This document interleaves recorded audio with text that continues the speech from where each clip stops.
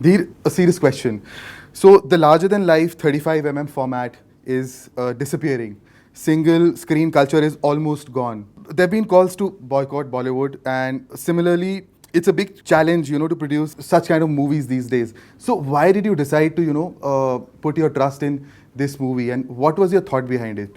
Good question. I think that, there is, the whole cinema business is in flux right now. There's never, the cinematic and the theatrical experience has never been as threatened as it is today. And when television came, they said it's the end of cinema. Then when streaming came, they said it's the end of cinema. When the pandemic came, they said it's the end of cinema. And I feel like it's somewhat our prerogative as storytellers and as filmmakers to keep that theatrical experience alive and to get people to invite them back into cinema and to have a communal experience of how we grew up. Because a lot of kids nowadays, they just watch all their content on their phone. They just watch music videos and TikTok and Instagram, and that's great. There's no disregard of that art form and that format of entertainment.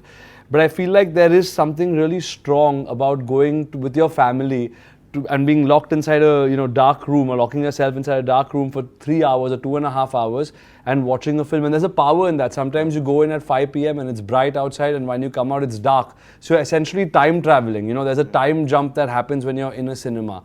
So I feel like having that was really important. But more than any of that, more than the ode to cinema and the love of films and food, I feel like it really spoke to me, the film, being a highlighting or a highlight of the human spirit, of being able to overcome your own barriers and your own boundaries. And I think there's a line here that says, when you have nothing, nothing can stop you. Yeah. What I always add is, when you have nothing to lose, nothing can stop you.